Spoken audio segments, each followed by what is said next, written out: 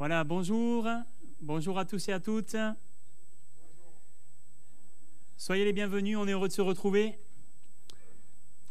On bénit le Seigneur pour ces moments qu'on va passer. On le croit encore dans sa présence, bien sûr. Et on veut lui laisser toute la place ce matin. Alléluia.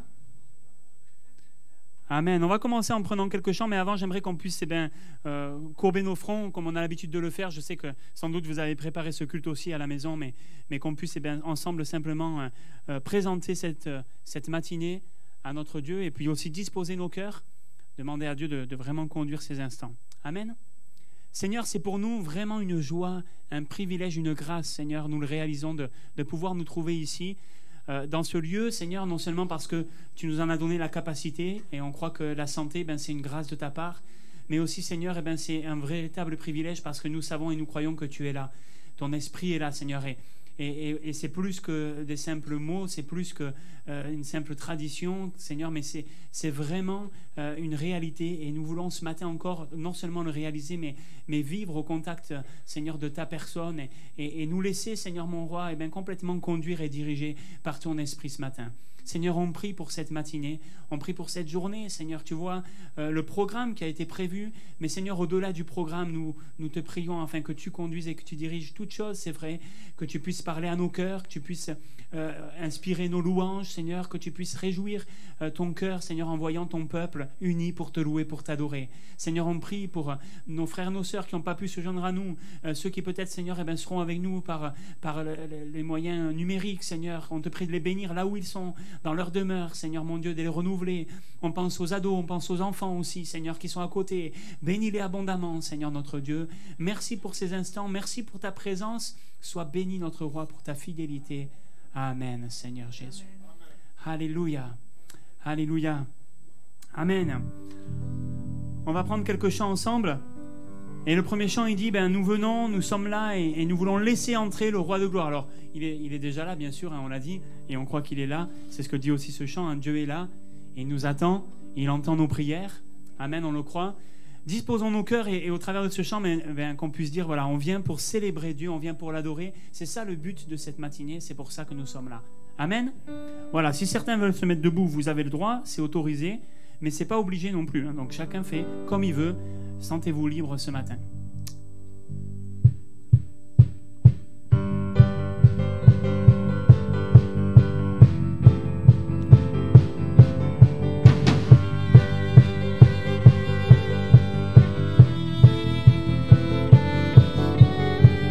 Nous venons célébrer Dieu, nous voulons l'adorer. Devant lui, nous pouvons pour élever son nom. Oh, oh,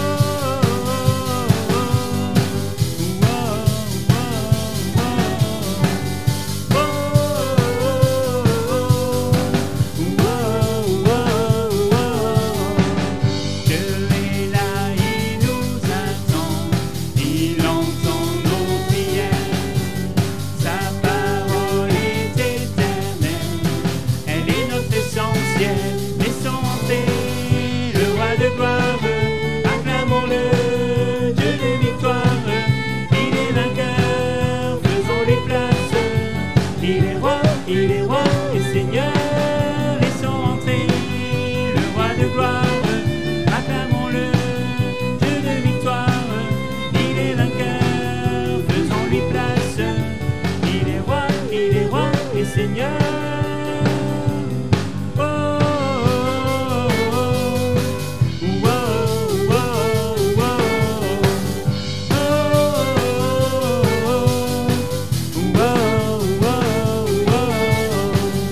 Nous venons célébrer Dieu, nous voulons l'adorer. Devant lui, nous pouvons pour élever son nom. Laissons entrer le roi de gloire, acclamons-le, Dieu de victoire. Il est vainqueur, faisons-lui place. Il est roi et Seigneur. Laissons entrer le roi de gloire, acclamons-le, Dieu de victoire.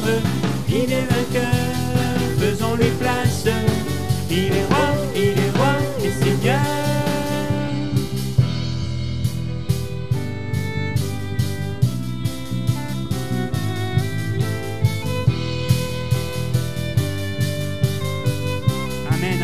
accueillons notre Dieu ce matin. Accueillons notre Dieu, il est le merveilleux, glorieux, majestueux. Accueillons notre Dieu, il est le merveilleux, glorieux, majestueux. Laissons entrer le roi de gloire, acclamons-le, Dieu de victoire. Il est vainqueur, faisons-lui place. Il est roi et Seigneur. Laissons entrer le roi de gloire, acclamons-le, Dieu de victoire. Il est vainqueur, faisons-lui place. Il est roi et Seigneur.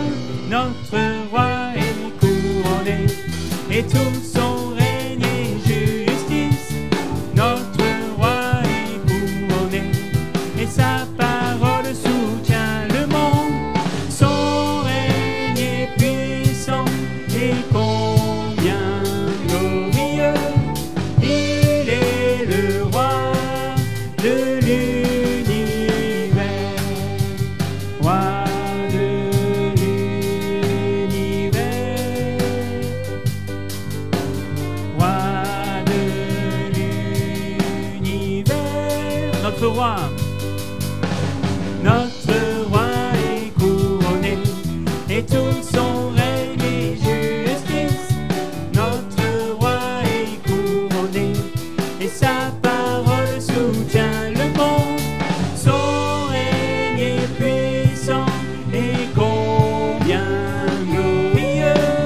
Il est le roi de l'univers, roi de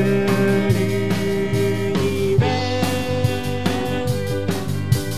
roi de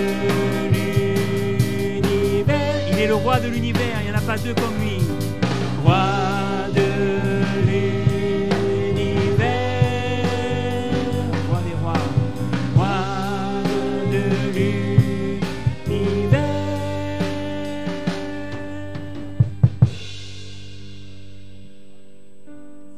De Jésus mon roi, j'élève la bannière, la croix devant moi, le monde en arrière.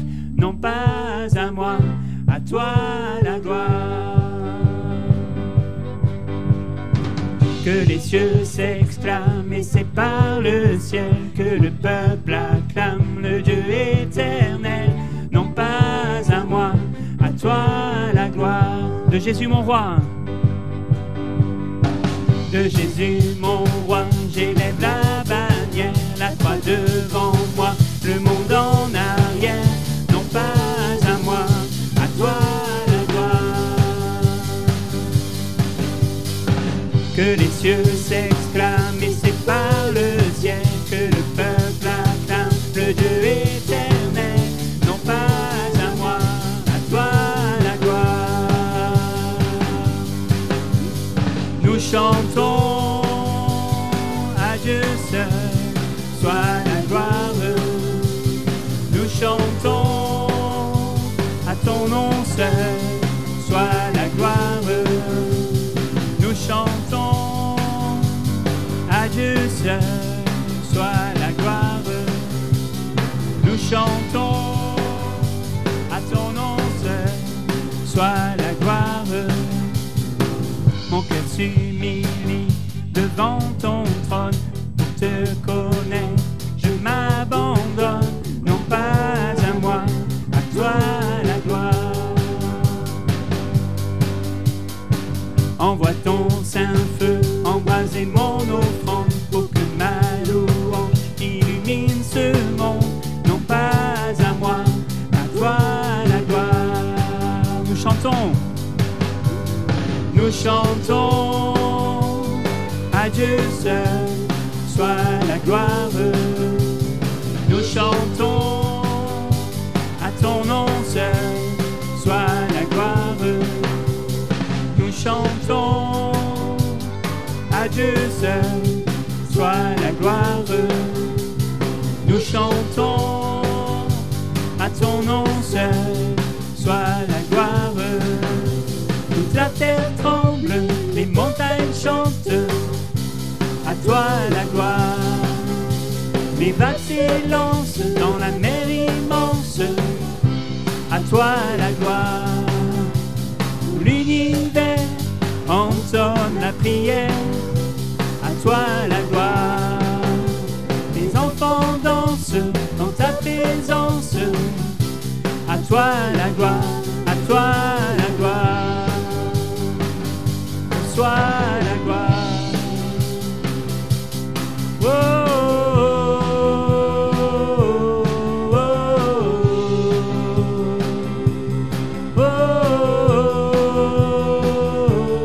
oh, à toi la gloire. Alléluia. C'est lui que nous voulons glorifier, lui et nul autre, parce que nul n'est comme lui. Amen. Alléluia. On va prendre ce chant qui dit « Il n'y a pas de plus beau nom que le nom de Jésus, l'Emmanuel. » Dans les cieux et sur la terre, il n'est aucun nom plus doux, aucun que mon cœur préfère, au nom de Christ mort pour nous. Quel beau nom, porte loin de l'éternel. Quel beau nom,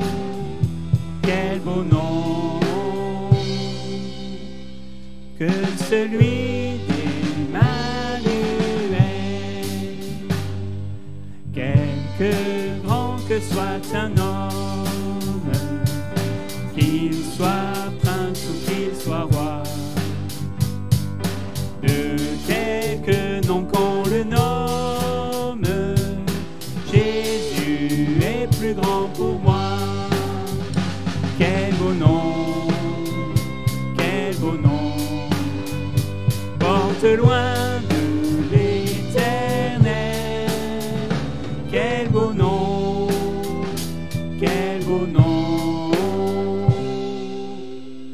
que celui d'Emmanuel. Les séraphins, les archanges portent des noms glorieux, mais le plus beau nom des anges pourrait-il me rendre heureux? Quel beau nom, porte loin de l'éternel. Quel beau nom,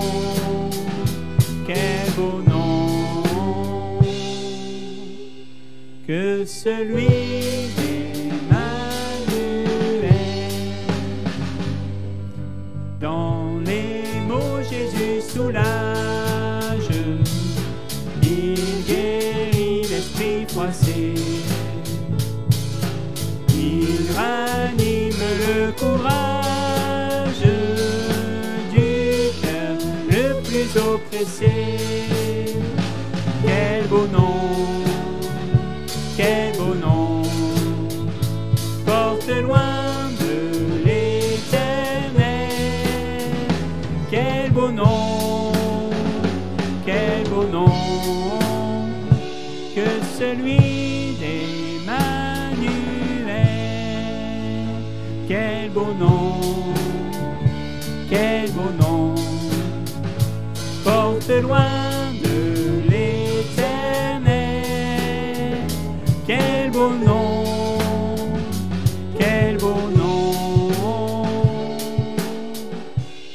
que celui d'Emmanuel. Alléluia. Quel beau nom, porte loin de l'éternel. Quel beau nom, quel beau nom que celui d'Emmanuel. Alléluia, Seigneur. Alléluia. Seigneur, nous élevons la voix ensemble ce matin pour louer, pour adorer le nom de Jésus, le nom qui est au-dessus de tout nom. Oui, tu es digne de louange. Oui, Seigneur, ta bonté, ta grandeur, ta majesté, ta royauté, Seigneur, rien n'égale ta personne. Tout en toi est digne d'être loué, tout en toi est digne d'être adoré. C'est ce que nous voulons faire ce matin, de tout notre cœur, de toute notre âme, Seigneur, bénir ton nom encore. Amen, Jésus, ô roi des rois, Seigneur des seigneurs. Notre roi, il est couronné, il est au-dessus de tout. Béni sois-tu, Seigneur. Alléluia. Alléluia, notre roi, Jésus. Merci, Seigneur, pour qui tu es. Merci, Seigneur. Oh, Jésus.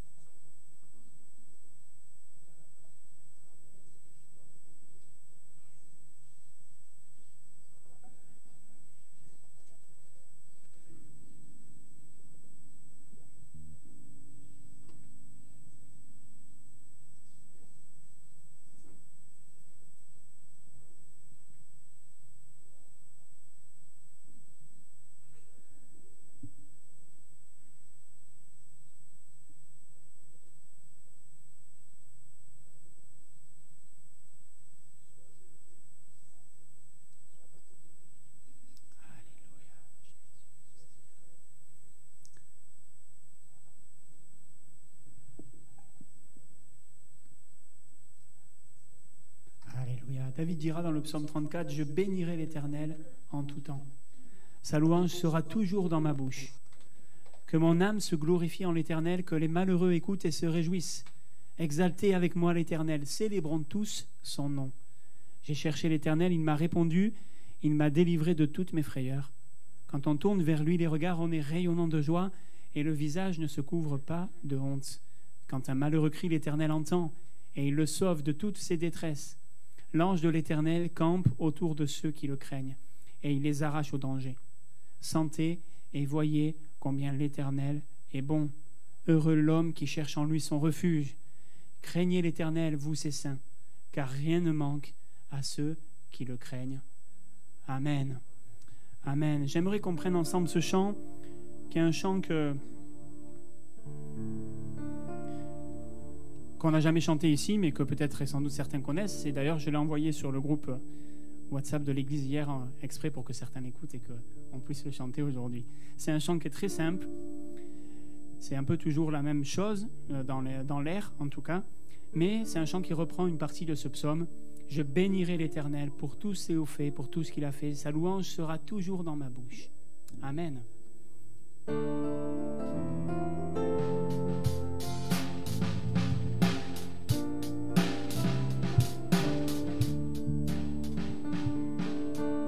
Je bénirai l'Éternel pour tous ses hauts faits. Sa louange sera toujours dans ma bouche. Je bénirai l'Éternel. Je bénirai l'Éternel pour tous ses hauts faits. Sa louange sera toujours dans ma bouche. Je bénirai l'Éternel. On reprend ça ensemble. Je bénirai l'Éternel pour tous ses hauts faits. Sa louange sera toujours dans ma bouche. Je bénirai l'Éternel. Oh, mon âme bénis l'Éternel. Bénis le Dieu d'amour. Oh, mon âme bénis l'Éternel. Parce qu'il t'a fait du bien. J'exalterai l'Éternel. J'exalterai l'Éternel pour tous ses hauts faits. Sa louange sera toujours dans ma bouche. J'exalterai l'Éternel.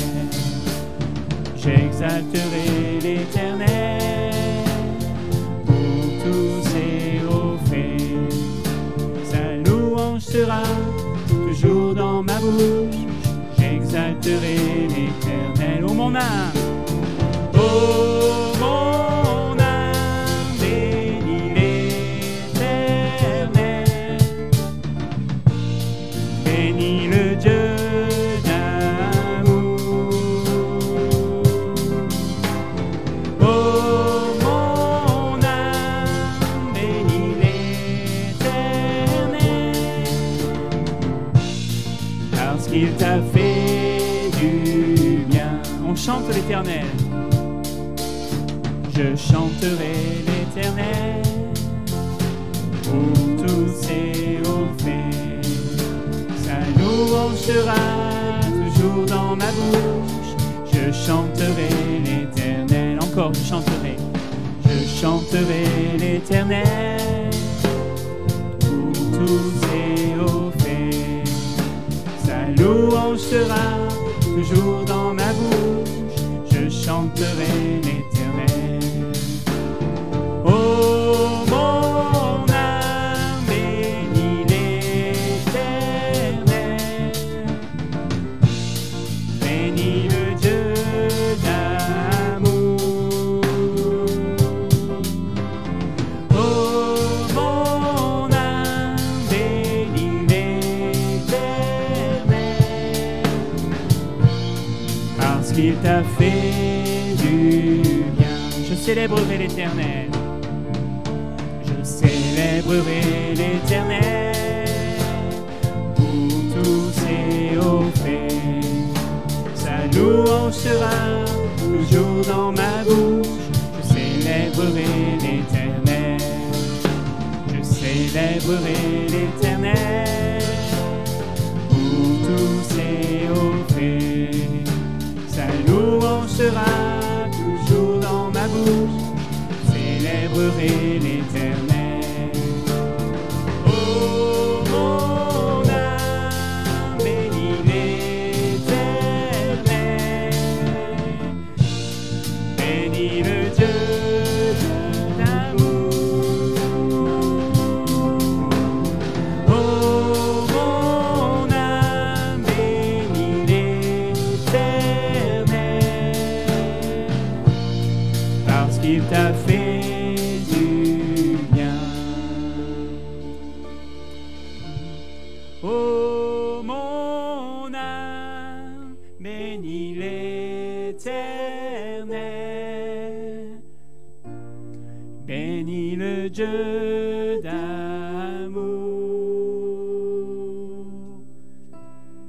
Oh, mon âme, bénis l'Éternel,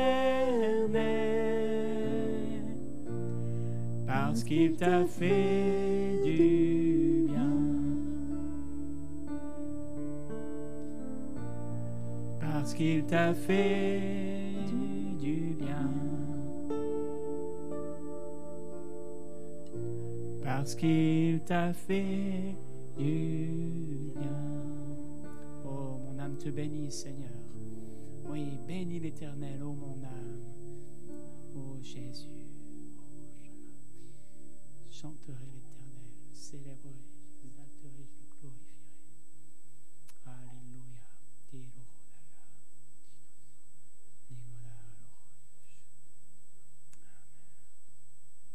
Amen. Oh Jésus. Amen.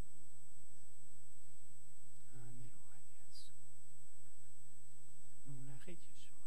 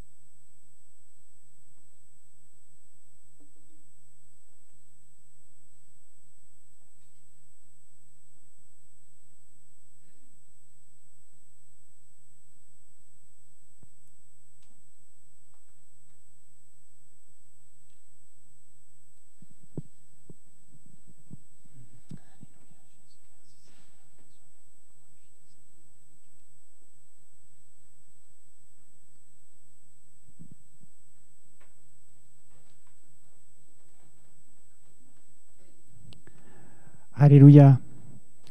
Béni soit le Seigneur pour ces moments que nous passons dans sa présence et qui ne sont pas terminés. Nous allons continuer ces instants et partager la parole de Dieu. Avant juste l'occasion de vous souhaiter à tous et à toutes la bienvenue si vous vous joignez à nous, peut-être pour une des premières fois ou que vous êtes de passage. Bienvenue aussi à ceux qui peut-être regardent en ligne. Voilà, on est très heureux de partager ces moments avec vous et sentez-vous ce matin comme chez vous, bien sûr, au milieu de nous. Que Dieu vous bénisse et qu'il nous renouvelle. Amen. Alléluia. Voilà, j'aimerais partager avec vous ce matin une parole que j'espère, que je crois être assez simple. Voilà, mais la parole de Dieu, c'est pas quelque chose de compliqué, c'est quelque chose de riche, mais pas nécessairement de compliqué. Et j'aimerais pour introduire ce temps de partage qu'on puisse lire ensemble, on va lire un chapitre entier du premier livre de Samuel, c'est le chapitre 30. 1 Samuel, chapitre 30, on va lire le chapitre entier, mais je crois que c'est important d'avoir tout le contexte de ce livre. Le titre de ce message, c'est « Appuyé sur mon Dieu ». On lit ensemble dans 1 Samuel, chapitre 30. Lorsque David arriva le 3e jour à Tsiklag avec ses gens, les Amalécites avaient fait une invasion dans le Midi et à Tsiklag. Ils avaient détruit et brûlé Tsiklag, après avoir fait prisonnier les femmes et tous ceux qui s'y trouvaient, petits et grands. Ils n'avaient tué personne, mais ils avaient tout emmené et s'étaient remis en route. David et ses gens arrivèrent à la ville et voici, elle était brûlée. Et leurs femmes, leurs fils, leurs filles étaient emmenés captifs. Alors David et le peuple qui était avec lui élevèrent la voix et pleurèrent, jusqu'à ce qu'ils n'eussent plus la force de pleurer. Les 2 femmes de David avaient été emmenées, Akinoam de Jizréel et Abigaël de Carmel, femme de Nabal. David fut dans une grande angoisse car le peuple parlait de le lapider parce que tous avaient de l'amertume dans l'âme, chacun à cause de ses fils et de ses filles. Mais David reprit courage en s'appuyant sur l'Éternel, son Dieu. Il dit au sacrificateur Abiatar, fils d'Achimélec, « Apporte-moi donc l'éphod. » Abiatar apporta l'éphod de David, et David consulta l'Éternel en disant « Poursuivrai-je cette troupe? L'atteindrai-je » Et l'Éternel lui répondit « Poursuis, car tu atteindras et tu délivreras. » Et David se mit en marche, lui et les 600 hommes qui étaient avec lui. Ils arrivèrent au torrent de Bésor, où s'arrêtèrent ceux qui restaient en arrière. David continua la poursuite avec 400 hommes. 200 hommes s'arrêtèrent, trop fatigués pour passer le torrent de Bésor. Ils trouvèrent dans les champs un homme égyptien qu'ils conduisirent auprès de David. Ils lui firent manger du pain, boire de l'eau, ils lui donnèrent un morceau de masse de figues sèches et 2 masses de raisins secs. Après qu'il eut mangé, les forces lui revinrent, car il n'avait point pris de nourriture et point bu d'eau depuis 3 jours et 3 nuits. David lui dit « À qui es-tu et d'où es-tu » Il répondit « Je suis un garçon égyptien au service d'un homme amalécite, et voilà 3 jours que mon maître m'a abandonné parce que j'étais malade. Nous avons fait une invasion dans le Midi des Kérétiens, sur le territoire de Juda et au Midi de Caleb, et nous avons brûlé Tsiklag. » David lui dit « Veux-tu me faire descendre vers cette troupe ?» Et il répondit « Jure-moi par le nom de Dieu que tu ne me tueras pas et que tu ne me livreras pas à mon maître, et je te ferai descendre vers cette troupe. » Il lui servit ainsi de guide, et voici les Amalécites étaient répandus sur toute la contrée, mangeant, buvant et dansant, à cause du grand butin qu'ils avaient enlevé du pays des Philistins et du pays de Juda. David les battit, depuis l'aube du jour jusqu'au soir du lendemain, et aucun d'eux n'échappa, excepté 400 jeunes hommes qui montèrent sur des chameaux et s'enfuirent. David sauva tout ce que les Amalécites avaient pris, et il délivra aussi ses 2 femmes. Il ne leur manqua personne, ni petit, ni grand, ni fils, ni fille, ni aucune chose du butin, ni rien de ce qu'on leur avait enlevé. David ramena tout, et David prit tout le menu et le gros bétail, et ceux qui conduisaient ce troupeau et marchaient à sa tête disaient « C'est ici le butin de David !» David arriva vers les 200 hommes qui avaient été trop fatigués pour le suivre et qu'on avait laissés au torrent de Bésor. Ils s'avancèrent à la rencontre de David et du peuple qui était avec lui. David s'approcha d'eux et leur demanda comment ils se trouvaient. Tous les hommes méchants et vils parmi les gens qui étaient allés avec David prirent la parole. Et ils dirent, « Puisqu'ils ne sont pas venus avec nous, nous ne leur donnerons rien du butin que nous avons sauvé. Sinon à chacun sa femme et ses enfants, qu'il les emmène et ils s'en aillent. » Mais David dit, « N'agissez pas ainsi, mes frères, au sujet de ce que l'Éternel nous a donné, car il nous a gardés et a livré entre nos mains la troupe qui était venue contre nous, et qui vous écouterait dans cette affaire. La part doit être la même pour celui qui est descendu sur le champ de bataille et pour celui qui est resté près des bagages. Ensemble, ils partageront. Il en fut ainsi dès ce jour et dans la suite, et il en a fait de cela jusqu'à ce jour une loi et une coutume en Israël.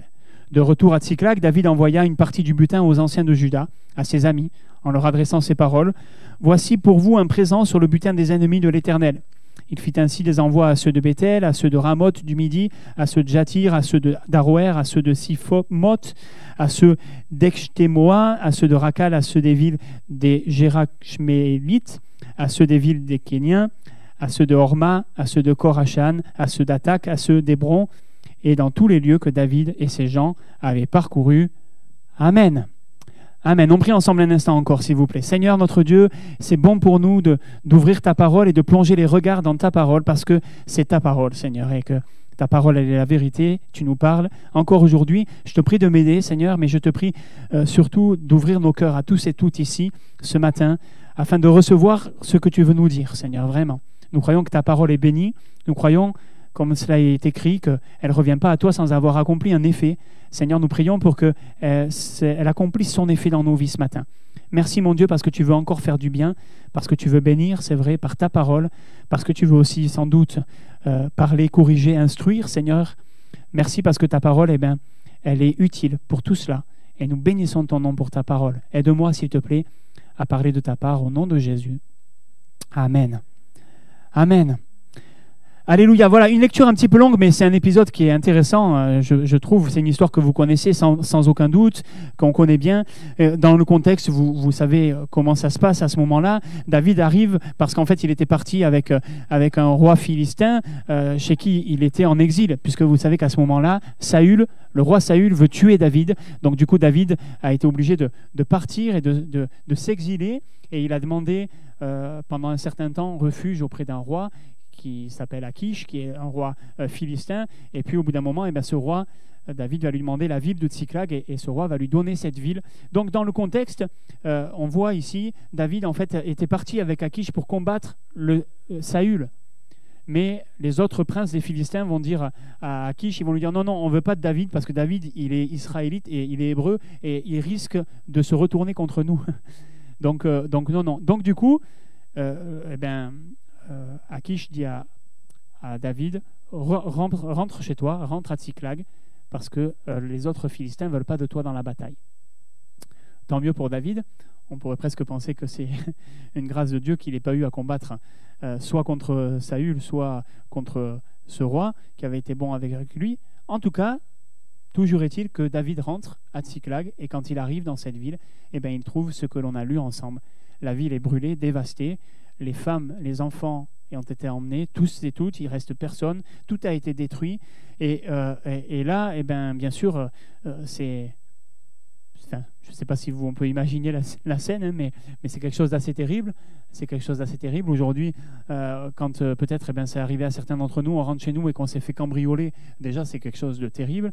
Quand peut-être il arrive quelque chose, bien sûr, à nos enfants ou à notre épouse ou à notre époux, c'est quelque chose de terrible. Ici, tous ils arrivent, la ville a été complètement détruite et tout a été emmené. Il ne reste plus rien. Une épreuve terrible. Une épreuve terrible. Et qu'est-ce que cela amène? Qu'est-ce que cela conduit? Premièrement, on voit qu'il y a une action commune. Tous et toutes vont réagir de la même manière. Enfin, tous plutôt, parce que là, a priori, il ne restait plus aucune femme. Tous vont réagir de la même manière. Il nous est dit que David et le peuple qui était là élevèrent la voix et ils pleurèrent jusqu'à ce qu'ils eussent plus la force de pleurer. Et on peut le comprendre. Enfin, je pense que ça peut se comprendre. La situation est plus que dramatique. La ville est détruite, il ne reste rien, les familles sont aux mains des ennemis. Sans doute, ils ont pu en déduire qu'ils avaient tué personne parce que sinon, ils auraient trouvé des corps, etc. Ce n'était pas le cas, mais quand même, c'était terrible. Qu'est-ce qu'ils avaient fait? Qu'est-ce qu'ils faisaient? Qu'est-ce qu'ils pouvaient bien penser faire avec leurs femmes, avec leurs enfants? Bref, on imagine tout ce qui peut trotter dans la tête. Là, je spécule un petit peu, j'imagine, hein, mais on n'a pas de mal à imaginer, à se mettre dans leur tête et à imaginer si ça nous arrivait, combien ça serait compliqué et difficile.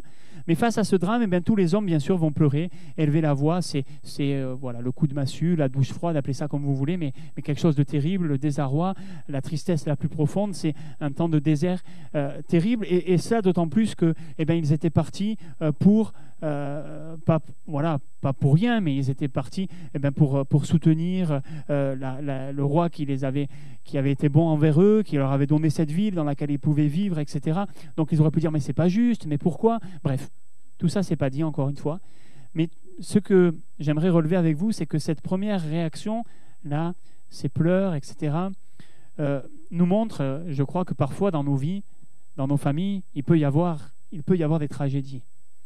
Il peut y avoir des choses qui viennent frapper comme par surprise un petit peu, là, ils ne s'y attendaient pas, mais parfois, ce n'est pas tellement surprenant, il y a des choses aussi qui arrivent et d'une certaine manière, on pouvait s'y attendre, mais ça ne les rend pas forcément moins douloureuses. Mais en tout cas, l'épreuve est là, terrible, et elle peut générer ces pleurs, la tristesse, l'angoisse même. Il nous est dit qu'ils étaient dans l'angoisse, dans la peur. Là, il y avait la tristesse profonde, et ça se conçoit. Mais suite à cette action, quand ils n'ont plus de force pour pleurer, parce que c'est ça que la Bible dit, quand ils n'ont eu plus assez de force pour pleurer, alors là, il y a deux réactions différentes. Il y a la réaction du général, la réaction des hommes qui étaient là avec David, et suite au deuil, à la tristesse, il y a cette amertume dans l'âme. La Bible nous dit ils avaient de l'amertume dans l'âme. Vous savez, on retrouve cette expression quelquefois dans la parole de Dieu. On la retrouve quand Anne était, au début du livre de Samuel, quand Anne était dans le sanctuaire et qu'elle venait prier pour avoir un fils. Il nous est dit qu'elle avait l'amertume dans l'âme. On retrouve aussi cette expression, on la retrouve à plusieurs reprises, mais juste un deuxième exemple. Vous savez, on a parlé il n'y a pas très longtemps de cette chambre haute du prophète Élisée, et on a vu ensemble que, vous savez, Élisée va dire à cette femme, l'année prochaine, tu embrasseras un fils, c'est ce qui va se passer. Et on sait aussi, vous savez comme moi, dans cette histoire, que ce fils va mourir. Et cette femme de distinction de Sunem, cette Sunamite, va aller vers le prophète Élisée. Et quand elle arrive vers le prophète Élisée, il y a plusieurs choses qui se passent, mais Élisée dit à Géasi, son serviteur, « Laisse-la s'approcher parce que le Seigneur me l'avait cachée, mais elle a l'amertume dans l'âme, parce que son fils était mort. » Il y avait de quoi, hein? L'amertume dans l'âme, c'est quelque chose de terrible, c'est quelque chose qui est là, qui est dur, qui est au fond du cœur de ces hommes. Et encore une fois, ce n'est pas un jugement, c'est simplement une constatation et on peut le comprendre. Mais ce qu'on remarque aussi, c'est que cette réaction, cette amertume-là, au lieu d'amener une solution pour régler le problème, au lieu d'amener peut-être une résolution, au contraire, elle les amène à chercher un coupable, ils reprochent des choses à David, ils veulent le lapider, et ça n'apporte pas de solution, au contraire. Et parfois, vous savez, souvent, la souffrance dans nos vies, la difficulté, l'épreuve, etc., ça peut produire de l'amertume, ça peut même produire de la colère, ça peut produire de l'animosité envers quelqu'un, on peut chercher un coupable, et parfois, on n'est pas équilibré, ça nous empêche d'être vraiment objectif, d'être vraiment, d'avoir le recul qu'il faut. Et encore une fois, ce n'est pas un jugement, c'est une réalité, mais ça se comprend.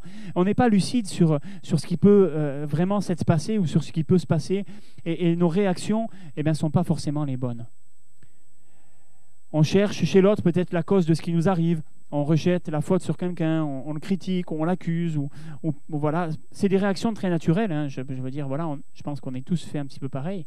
Pourtant, ces choses-là, on le voit ici en tout cas, et on le sait aussi pour nos vies, vous le savez comme moi, par expérience, ça ne fait pas avancer la solution, ça ne fait pas avancer la situation. Au contraire, même peut-être, on pourrait dire que ça aggrave la situation et que ça pourrait l'aggraver. S'ils avaient tué David, on peut imaginer tout ce que ça aurait pu produire. Voilà, on ne peut que l'imaginer, bien sûr, mais voilà. Mais il y a une autre réaction quand même qui est importante aussi, et c'est la réaction de David, et c'est celle-ci que j'aimerais m'arrêter un peu plus ce matin et qu'on en apprenne pour nous. David, lui, il nous a dit qu'il était dans une grande angoisse parce qu'il avait perdu ses femmes qui avaient été emmenées, le peuple de qui il avait la responsabilité, sa ville là qui a été rasée. Et en plus de ça, les hommes qui étaient avec lui menacent sa vie, ils veulent le tuer. Bon, il y avait de quoi être dans l'angoisse, là aussi. Donc ce n'est pas un jugement, mais la Bible nous dit ceci, c'est que David, alors qu'il est dans une grande angoisse, il va reprendre courage en s'appuyant sur l'Éternel, son Dieu. Vous l'avez vu, j'ai intitulé ce message « Appuyer sur mon Dieu ». Appuyer sur mon Dieu. David s'appuie sur l'Éternel, son Dieu, et il reprend courage. Même s'il est dans une grande angoisse, même si la situation est terrible, eh bien, il reprend courage en s'appuyant sur Dieu. C'est évident que reprendre courage, ça peut paraître la première étape. Si on est abattu, etc., ben on sait ce que c'est. Vous l'avez sûrement vécu déjà comme moi.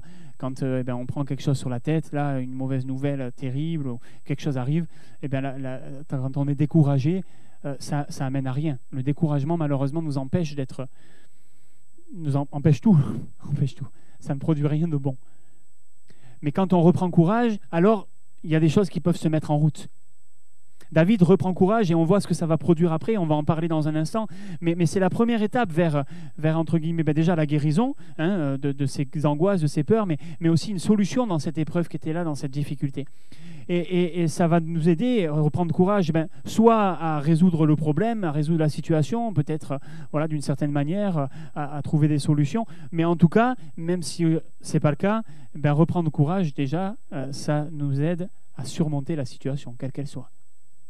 Quand notre courage est là, appuyé, fondé sur l'Éternel, notre Dieu, alors quelle que soit la situation, qu'elle demeure ou qu'elle s'arrête, que Dieu délivre, que Dieu guérisse ou que ce ne soit pas le cas, quand on a repris courage, on est encouragé, alors tout peut arriver, j'ai envie de dire. On voit pourtant ici qu'il y a une précision importante. David, il n'a pas pu reprendre courage. Bien sûr, en voyant les circonstances, ça, c'était pas possible. Il ne s'est pas dit « Oh, il y a encore une petite maison qui n'a pas complètement brûlé. Allez, on peut reconstruire la ville. » Il n'a pas dit « Ah, tiens, il n'y a pas les corps. Ça veut dire qu'ils sont encore vivants. » Voilà, la situation n'avait rien pour encourager David. Parfois, les situations n'ont rien pour nous encourager. David n'a pas repris courage grâce à ses compagnons, au contraire. Je pense qu'ils ont plutôt été une source de découragement. Alors parfois, Dieu peut se servir d'autres personnes, bien évidemment, mais David n'a pas non plus repris courage à cause de sa place, de son rang. Il savait qu'il allait devenir roi. C'est pas ça. La Bible nous dit, c'est pas à cause de ça. La Bible nous dit, il a repris courage en s'appuyant sur l'Éternel. Pas à cause de son intelligence. La Bible nous dit qu'il était intelligent. Pas à cause de sa force. La Bible nous dit qu'il était fort. Il avait vaincu Goliath. Mais il était conscient que tout ça, il le devait à un et à un seul. Et que c'était à lui aussi, sur lui, qu'il devait s'appuyer pour pouvoir reprendre courage. C'était en s'appuyant sur l'Éternel, son Dieu. C'est important de réaliser, frères et sœurs, que bien souvent, c'est du secours de Dieu dont on a besoin. Et pourtant, on a tellement tendance à chercher dans toutes sortes de choses du secours, du courage, peut-être la positive attitude. Voilà, voir le verre à moitié plein au lieu de le voir à moitié vide. C'est pas mauvais en soi, j'ai rien contre ça, au contraire. C'est bien si vous êtes plutôt un optimiste, tant mieux pour vous. Mais là, dans l'occurrence, dans l'histoire que l'on lit, ça ne servait à rien même d'être optimiste. Ce qu'il fallait, dont David avait besoin, c'était de s'appuyer sur l'Éternel, son Dieu. C'est ce que je voudrais partager avec vous. David va reprendre courage. Le courage, c'est important. Malgré la situation, David reprend courage. Et vous savez, on peut perdre courage pour bien des raisons, de bien des manières. Il peut y avoir toutes sortes de choses. Bon, on a vu, David, il y avait non seulement le kidnapping de ses femmes, mais la pression de ses hommes, etc. Tout ça était là, les menaces de mort. Et puis on a vu aussi, là c'est le cas, que les gens parfois autour de nous, ils ne nous encouragent pas forcément. Dans Deutéronome, chapitre 1er, je vous lis ce texte, verset 28, il est écrit ceci: « Nos frères nous ont fait perdre courage en disant « C'est un peuple plus grand et de plus haute taille que nous. Ce sont des villes grandes et fortifiées jusqu'au ciel. Nous y avons même vu des enfants d'Anak, des géants. Je vous dis, ne vous épouvantez pas et n'ayez pas peur d'eux. L'Éternel, votre Dieu, qui marche devant vous, combattra lui-même pour vous. » C'est Moïse qui parle ici, on connaît ce texte, quand les espions reviennent du pays promis. Et ici, il dit, Moïse, nos frères nous ont fait perdre courage. Voilà, en disant, c'est un peuple plus grand, plus fort que nous. Et parfois, oui, c'est vrai, il peut y avoir des personnes, mais il peut y avoir même nos pensées qui sont là et qui nous font perdre encore plus courage en disant, mais là, c'est pas possible. Cette situation, pour toi, elle n'est pas possible. Ce matin, on a entendu une parole de Dieu. Parfois, on a besoin de la paix et on a l'impression qu'il n'y a rien dans nos vies qui peut nous donner la paix. On a l'impression qu'au contraire, tout s'agite, que c'est la guerre. On a l'impression que c'est le tumulte, que c'est la tempête. Et on a besoin de paix. une vraie paix, une paix profonde. Pas juste une accalmie, pas juste un petit rayon de soleil, mais une vraie paix. Il faut s'appuyer sur l'Éternel. S'appuyer sur l'Éternel. Dans le texte qu'on a lu de Deutéronome, chapitre 1er, verset 28, et au verset 30, il est dit « L'Éternel, votre Dieu, qui marche devant vous, combattra lui-même pour vous. » C'est de lui qu'on a besoin et c'est lui qui est la solution. J'aimerais encourager vraiment ce matin quelqu'un. Bien sûr, il est évident que peut-être sur le nombre que l'on est ici, certains traversent des difficultés. Mais au-delà de cet aspect statistique, de probabilité, je ne suis pas un très très bon matheux, mais au-delà de la probabilité, je suis convaincu en préparant ce message, vraiment, le Seigneur a mis sur mon cœur qu'il y avait quelqu'un ce matin qui était découragé profondément, au même titre que David pouvait l'être, que ces hommes pouvaient l'être, découragé profondément à cause des circonstances de sa vie. J'aimerais t'encourager, mon frère, ma sœur, qui que tu sois, peut-être c'est en ligne, peut-être c'est ici, je ne sais pas, mais peu importe, j'aimerais t'encourager à reprendre courage en t'appuyant sur l'Éternel. Il est clair que Dieu ne veut pas qu'on demeure découragé. Dieu ne veut pas qu'on reste dans le découragement. À plusieurs reprises, il va s'adresser aux hommes et aux femmes dans la parole de Dieu en leur disant « Prends courage, fortifie-toi, prenez courage, etc. » On pourrait citer Paul, on pourrait citer David, on pourrait citer Moïse, Josué, Élie, les 12 disciples, la femme à la perte de sang, Bartimée, le paralytique. Combien de fois Jésus lui-même va dire « Prends courage, prends courage ». Mais pour prendre courage, pour reprendre courage quand on n'a rien d'encourageant dans nos vies, c'est pas facile. C'est même humainement impossible. Il n'y a qu'une seule solution. David l'avait trouvée et c'est la même pour nous aujourd'hui. C'est en s'appuyant sur l'Éternel. C'est la seule solution. Quand tout autour de nous vacille, et il y en a un qui ne vacille pas, c'est Dieu. Quand toutes les fondations de la terre seraient ébranlées, Dieu, lui, ne change pas. Christ est la fondation solide sur laquelle nous pouvons bâtir nos vies et sur qui nous pouvons compter. Là aussi, les textes ne manquent pas. On aurait pu en citer, mais il y en a, allez, je vais dire des dizaines, mais je pense qu'on pourrait même dire des centaines. De textes qui parlent des bénéfices, des bénédictions, des victoires qui sont associées à ceux et à celles qui se confient en l'Éternel, qui s'appuient sur l'Éternel, qui comptent sur l'Éternel, qui se réfugient en l'Éternel. Ce matin, on a lu dans le psaume 34, c'était aussi mentionné, et dans combien de psaumes, de proverbes, et de tant d'autres textes dans les prophètes, etc., et y compris dans le Nouveau Testament, le peuple de Dieu, les chrétiens, l'Église, est encouragé à s'appuyer, à compter, à bâtir sa vie, à fonder sa vie sur Christ, à garder les regards fixés sur lui, à s'appuyer sur lui, etc., etc. Les différentes expressions veulent dire la même chose. Se confier en l'Éternel, il y a peut-être des petites nuances, mais se confier en lui, s'appuyer sur lui, compter sur lui, etc.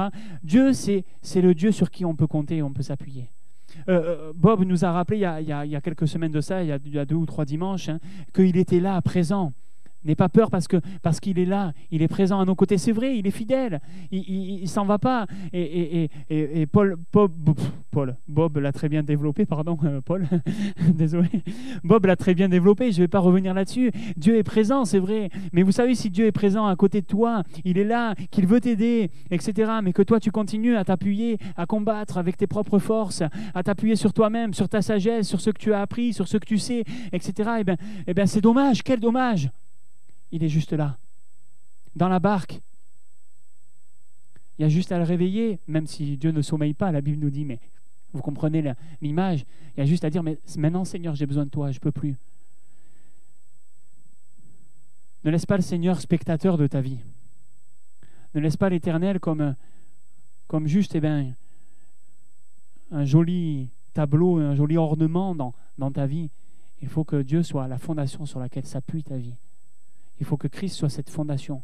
Et particulièrement, si tu es découragé, mon frère, ma sœur, dans ce moment, j'aimerais t'encourager vraiment à t'appuyer sur lui. S'appuyer sur Dieu, c'est quoi ? C'est le choisir, c'est vrai, comme sauveur, puisque là, il y avait besoin d'être sauvé, en l'occurrence de sauver ces femmes, de sauver ces personnes qui avaient été emmenées, mais dans nos vies, de manière générale, face au péché, etc., choisir Christ comme sauveur, c'est déjà s'appuyer sur lui. Mais c'est aussi faire appel à lui. Seigneur, j'ai besoin de toi. Et faire appel à lui, mais faire appel à lui, je vais le dire comme ça, mais en premier, et pas en dernier, quoi. Je vais tout essayer, puis si ça ne marche pas, Seigneur, eh ben, je te demanderai ton aide. Mais je crois que, et là, je le dis pour moi, encore une fois, hein, on est bien d'accord, hein, mais je crois que dans notre société où eh ben, il y a la sécurité sociale, et béni soit le Seigneur pour la sécurité sociale, hein, voilà, il y a, Amen, il y a, il y a les remboursements, il y a tout, il y a des médecins, les hôpitaux, les soins sont accessibles. Oh, on a quand même des moyens, même si on n'est pas riche et qu'on ne roule pas sur l'or, les choses sont accessibles, on a un niveau de vie qui est correct, on a pour beaucoup, pour la plupart quand même, ben, la chance d'avoir un toit, d'avoir de quoi pourvoir à nos besoins minimum. Et souvent, eh ben, tout ça fait que on a moins recours au Seigneur quand ça ne va pas. Ou en tout cas, ça peut amener à cela. Je pense qu'on est tous conscients du fait que, eh ben, si jamais, et encore une fois, je le dis, moi le premier, hein, si jamais ça ne va pas et qu'on est enrhumé ou qu'on est malade, eh ben, la première chose qu'on fait, c'est appeler le médecin, dire, ben voilà, quand est-ce qu'on peut avoir un rendez-vous. Et je crois que Dieu n'a rien contre les médecins, hein, d'accord? Donc, si, au contraire, là aussi, béni soit le Seigneur pour les médecins qui connaissent, qui le connaissent, il n'y a pas de souci avec ça. Au contraire, Dieu n'est pas contre la médecine, et je crois que Dieu peut se servir et se sert des médecins de la science pour guérir, pour soigner. Il n'y a aucun problème. Mais la question que je me pose, c'est est-ce que peut-être des fois, dans certaines situations, on ne compte pas plus sur toutes ces choses que sur le Seigneur lui-même? Est-ce qu'on ne s'appuie pas plus sur toutes ces choses que sur le Seigneur lui-même? Je crois que le premier sur qui l'on doit s'appuyer, c'est le Seigneur. Alors, encore une fois, hein, je nuance mes propos, ne me faites pas dire ce que je n'ai pas dit. N'arrêtez pas vos traitements médicaux ou continuez à aller chez le médecin. Je n'ai pas de problème avec ça. Vous verrez que notre petite dernière a encore fait des siennes à l'école et qu'elle a un plâtre. Voilà, on va pas, on n'a pas, on est bien d'accord quand un bras est cassé, on va voir le docteur, il nous met un plâtre, c'est pas un souci. Mais quand même, avant d'aller aux urgences, on a prié. Hein. On a dit Seigneur, tu peux guérir le bras, etc. Bon, voilà, il y a un plâtre, c'est pas un souci. Donc voilà, ne faites pas dire ce que j'ai pas dit, je nuance mes propos quand même, je referme la parenthèse.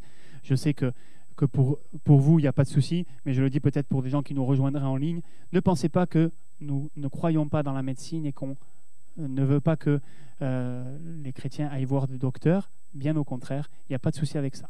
Simplement, appuyons-nous sur le Seigneur. Et particulièrement, quand on est découragé, ben voilà, on a un bras cassé, ben on va voir quelqu'un, alors un chirurgien si vraiment c'est grave, mais sinon on va voir quelqu'un, un médecin qui nous met un plâtre. Si, eh ben, j'ai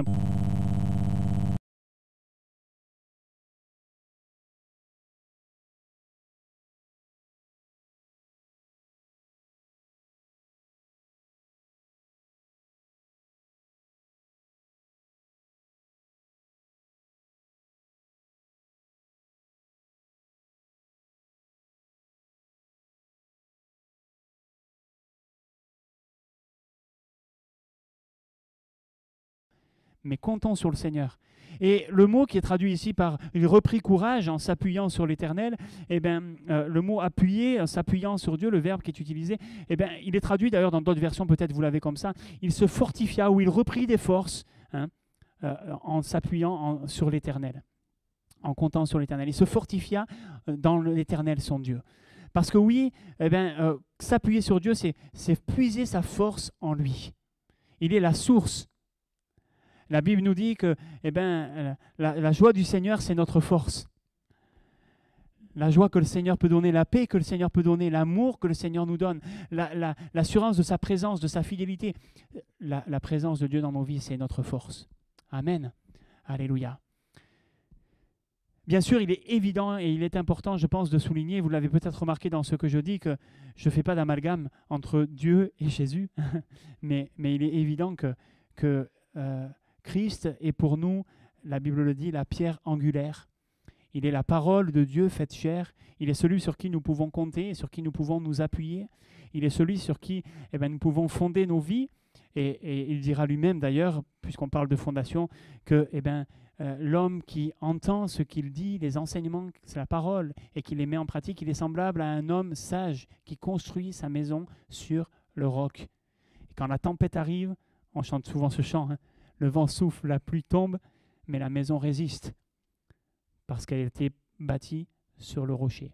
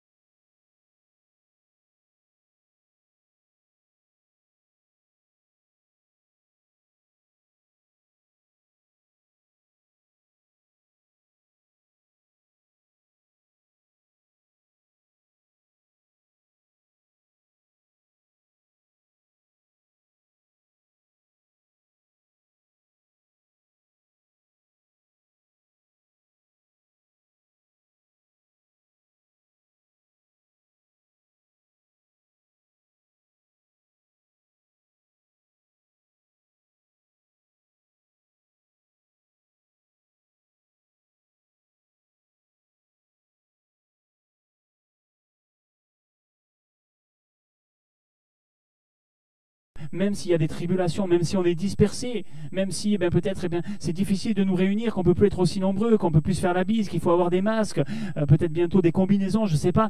Peu importe, Jésus a vaincu le monde. Il a vaincu le monde. Prenons courage, il a vaincu le monde. Il est la source de la vraie paix. Quand on regarde à lui, on a lu ce matin, quand on tourne et regarde vers lui, on est rayonnant de joie. Et le visage ne se couvre point de honte, même si on a un masque. Alléluia. Non, c'est une petite blague, mais aujourd'hui nous croyons que oui, Jésus est sauveur, mais quand il y a des temps difficiles, quand il y aura des temps difficiles, sans doute, et je le sais, je le crois, certains le traversent en ce moment, mais peut-être pour d'autres, ça sera à venir, quand les tribulations arriveront, la parole de Jésus, elle est là, extraordinaire. Et il dit cela afin que nous ayons la paix. Je vous dis ces choses afin que vous ayez la paix en moi, dit Jésus. En moi. En lui, nous pouvons avoir la paix. Prenons courage, il a vaincu la mort, il a vaincu le monde, il a vaincu la difficulté, il a vaincu le péché, il a vaincu, le tombeau est vide. Alléluia. Le tombeau est vide, il est vivant. La mort n'a pu le garder. Je termine avec encore deux points, excusez-moi. J'ai bientôt fini. Il est précisé, David reprit courage en s'appuyant sur l'Éternel, son Dieu. J'aimerais juste quelques minutes m'arrêter sur cette précision importante, sur l'Éternel, son Dieu. Une précision importante parce que quand on la replace dans son contexte, là aussi, je vous disais tout à l'heure, David, il était exilé, il était, entre guillemets, soumis à ce roi philistin, qui était un roi païen, idolâtre. Il était dans une ville qui n'était pas une ville du peuple de Dieu. À ce moment-là, la ville de Tsiklag, c'était une ville philistine qui lui avait été donnée et qui va appartenir à Juda à partir de ce moment-là, c'est vrai, mais qui, jusque-là, voilà, n'était pas une ville hébreu. Et à cette époque-là, dans ce contexte-là, avec ces choses-là, David, bien sûr, on le sait, hein, vous le savez comme moi, on en est à la fin du premier livre de Samuel et il y a déjà tellement de choses qui se sont passées, tellement de fois David a montré combien il était attaché à Dieu, combien il aimait l'Éternel. La Bible nous dit que c'était l'homme selon le cœur de Dieu, mais effectivement, cette précision est apportée, il s'appuya sur l'Éternel, son Dieu. Il y avait une proximité, il y avait bien sûr une connaissance, une communion, une intimité. On parle de cela pas mal depuis le début du mois de janvier, c'est vrai, et je le glisse un petit peu dans mon message ici, mais parce que là aussi, on voit combien c'est important. Reprendre courage sur l'Éternel, c'est bien. Mais pour reprendre courage en l'Éternel, il faut qu'il soit notre Dieu. Il faut qu'il y ait cette connaissance, cette proximité aussi. Non pas que Dieu ne soit pas capable de donner du courage à quelqu'un qui ne lui appartient pas, je crois qu'il l'est capable. Mais je crois que quand on est chrétien, ou en tout cas quand on témoigne de notre foi et qu'on dit qu'on est chrétien, il est important que Dieu soit notre Dieu, qu'il y ait une proximité, une communion avec lui. Et c'est de ça que va dépendre d'ailleurs notre appartenance à Dieu. C'est aussi de cette connaissance que nous avons de lui. Bien sûr, pour être sauvé, il faut avoir la foi, c'est par grâce, c'est par le moyen de la foi, ça ne vient pas de nous, afin que personne se glorifie, mais cette grâce doit produire en nous ce désir de mieux le connaître. L'auteur de l'épître du livre des Proverbes va dire ceci au chapitre 22, au verset 17, « Prête l'oreille et écoute les paroles des sages. Applique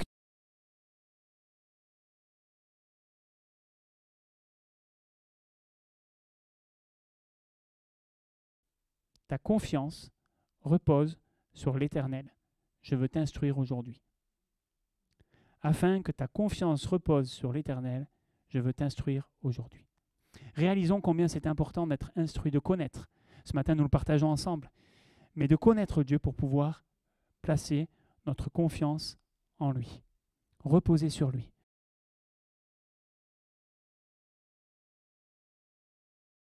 Qui il est, de le connaître, de lire dans la parole et de méditer, et on le fait ensemble le dimanche, mais je sais que vous le faites aussi à la maison, et gloire à Dieu, bien sûr, c'est tellement important, et c'est tellement bon de voir dans la parole qui est notre Dieu, ce qu'il est, un Dieu fidèle, un Dieu qui est amour, un Dieu qui pardonne, un Dieu qui est juste et qui est saint, un Dieu en qui il n'y a pas de changement, qui ne vacille pas, qui n'est pas une girouette, un Dieu qui est là fidèle, qui est saint, mais quelle grâce de considérer, de voir Et on pourrait allonger la liste avec tous les attributs qui appartiennent au Seigneur. Vous les connaissez sans doute pour beaucoup d'entre vous, mais c'est bon de connaître Dieu. Et Jésus dira, la vie éternelle, c'est qu'ils te connaissent, toi, le seul vrai Dieu, et celui que tu as envoyé. C'est ça la vie éternelle. Appartenir à Dieu, c'est être assuré de son amour, de sa présence, quoi qu'il advienne. Bien sûr, Dieu aime tous les hommes, c'est vrai, c'est vrai. Pourtant, on sait aussi que Dieu ne peut pas supporter, tolérer le péché. Et on a l'habitude de dire Dieu aime le pécheur, mais il n'aime pas le péché. C'est vrai, c'est vrai. Jusqu'au moment où, malheureusement, le pécheur ne peut plus faire machine arrière. Et à ce moment-là, je ne sais pas si on peut continuer à dire que le Seigneur aime le pécheur quand il demeure dans son péché. Parce que la parole de Dieu est quand même assez claire. À un moment donné, la Bible nous dit « J'ai aimé Jacob, j'ai haï Ésaü ».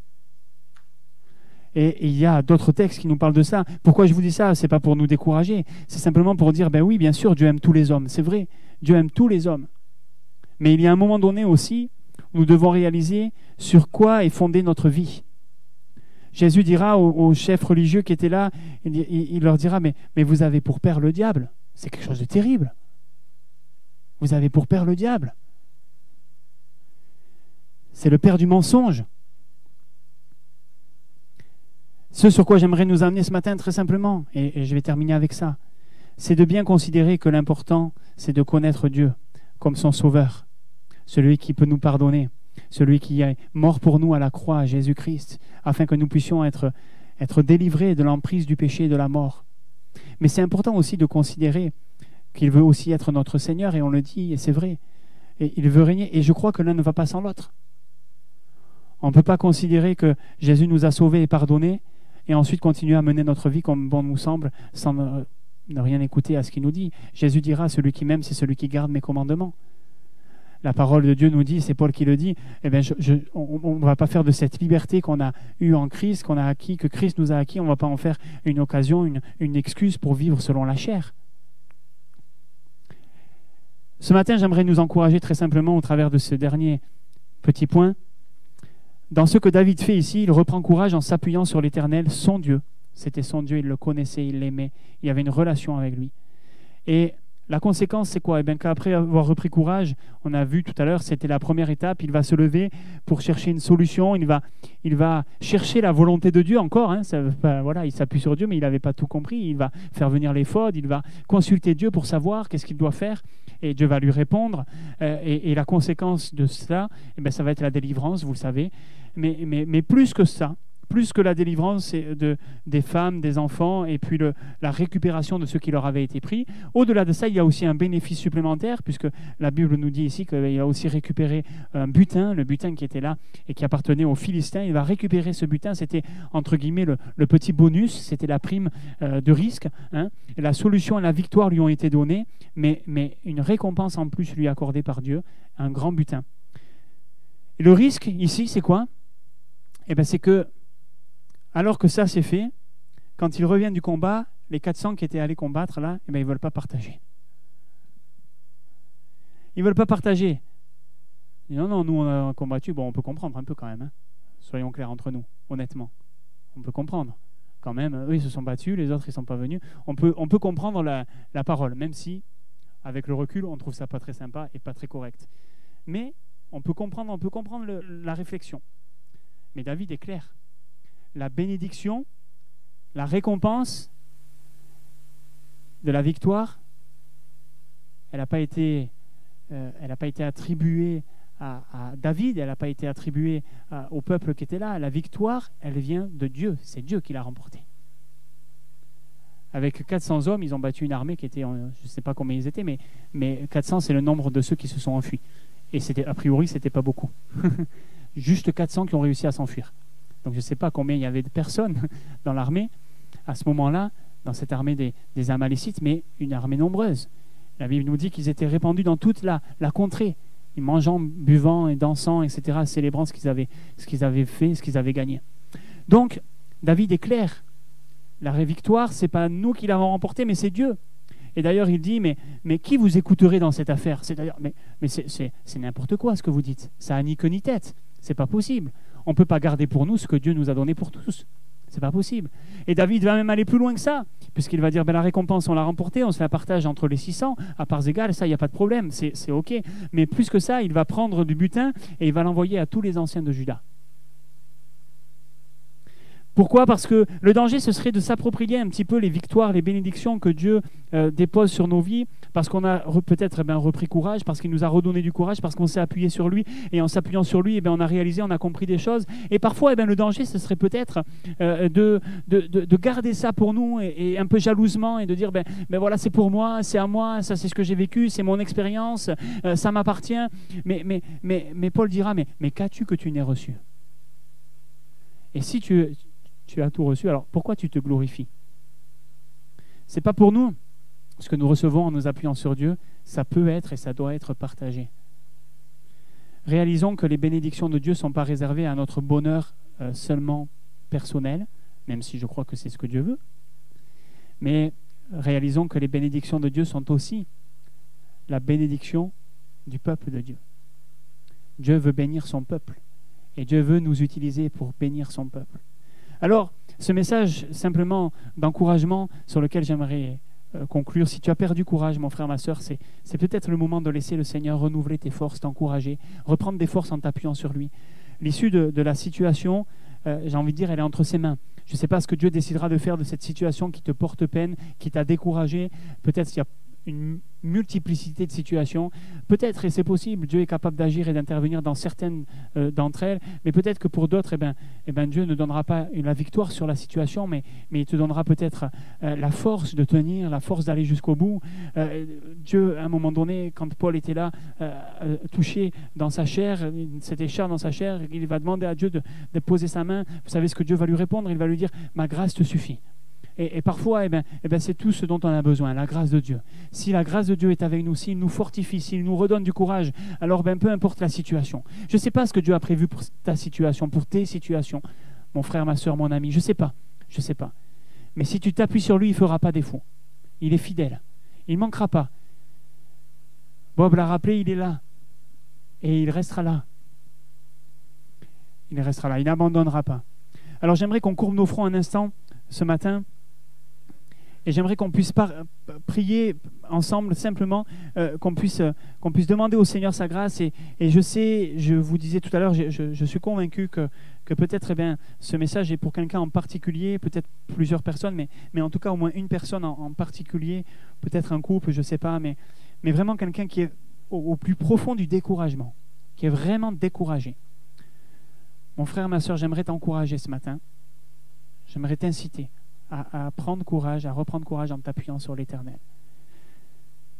Ce que je vous propose, c'est que, voilà, ne vous inquiétez pas, les caméras vous filment là-bas devant, mais si certains veulent qu'on prie, veulent s'appuyer sur Dieu ce matin, de cette manière-là, j'aimerais vous inviter simplement à vous lever à votre place. Et on va prier un instant pour vous, ou avec vous plutôt. Voilà. Alléluia. Alléluia. Ô roi de gloire, Seigneur Jésus. Jésus, Seigneur. Voilà, plusieurs personnes se sont levées. S'il y a encore une personne qui veut se lever, n'hésite pas. N'hésite pas, mon ami. N'hésite pas, mon frère, ma soeur. Lève-toi ce matin. Comme un signe. Voilà. Comme un symbole. Dire, voilà, Seigneur, moi je veux m'appuyer sur toi. Je veux reprendre courage en m'appuyant sur toi. C'est sur toi que je veux compter, Seigneur. Alléluia. J'insiste pas plus, on va prier un instant. Et vous qui êtes debout, faites cette prière dans votre cœur aussi avec vos mots à vous. Mais faites-la ce matin. Alléluia. Toute l'Église ont prié ensemble. On prie pour ceux qui se sont levés, peut-être pour ceux qui n'ont pas osé se lever, peut-être pour ceux qui sont à leur maison debout. On prie ensemble pour ces bien-aimés. Alléluia. Seigneur notre Dieu, nous sommes devant toi encore ce matin, réalisant qu'on est bien petit, bien faible, Seigneur, mais que toi tu es fort et puissant.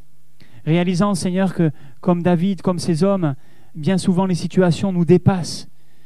Mais Seigneur, toi tu n'es dépassé par personne et par rien. Seigneur, nous voulons prier avec ces frères, ces sœurs, ces bien-aimés qui se sont levés. Tu les vois debout, Seigneur mon Dieu, et nous implorons ta grâce, non pas parce que nous croyons que tu as besoin d'être supplié, mais parce que nous savons qu'il y a un combat dans les cœurs et dans les vies, Seigneur. Et nous voulons implorer ta grâce sur ces vies, croyant que tu es celui qui peut redonner du courage à l'âme découragée. Tu es celui qui peut encourager celui qui est abattu. Tu es celui, Seigneur, comme on l'a lu, qui entend le cri du malheureux et qui répond, Seigneur mon roi. On veut prier de tout notre cœur pour ces frères et sœurs qui sont peut-être au bout du rouleau, Seigneur. Oh, interviens dans ces vies. Ce matin, Seigneur mon Dieu, encourage.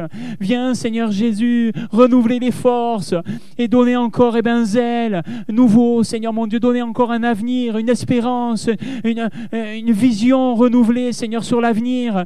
Seigneur, ôte le découragement, ôte l'amertume peut-être dans les cœurs, ôte, Seigneur, peut-être l'incompréhension, ôte le doute, le questionnement, et mets ta paix, Seigneur mon Dieu, s'il te plaît, Jésus, comme tu nous l'as rappelé ce matin, nous le savons et nous le croyons, tu es l'auteur de la paix, de la vraie paix, Seigneur Jésus. Alors viens dans la vie de ces frères et sœurs, viens, mon Dieu, leur faire du bien, entends leurs prières, Seigneur Jésus, tu l'entends et tu y réponds, nous le croyons de tout notre cœur, et nous bénissons ton nom pour ce que tu fais maintenant, au nom de Jésus et par ton Saint-Esprit. Amen, Jésus. Alléluia. Alléluia. Sois béni, Seigneur. Alléluia. Alléluia, Jésus. Amen, Seigneur.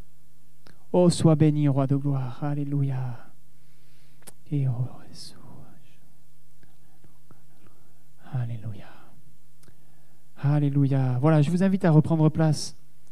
On va terminer ce moment par quelques annonces. Alors c'est vrai que, voilà, ne cassons pas ce qu'on a reçu, même si les annonces sont là. Gardons tout cela dans nos cœurs. Gardons ce chant. Je bénirai l'Éternel pour tous ses hauts faits. Hein? Ce que Dieu fait, c'est parfait. Il a fait de belles choses et de grandes choses ce matin dans ta vie, mon frère, ma sœur, je le crois. Alléluia. Alors bénissons le Seigneur, bénissons l'Éternel, ensemble. Que sa louange soit toujours sur nos bouches, dans nos bouches, sur nos lèvres. Amen. Alléluia.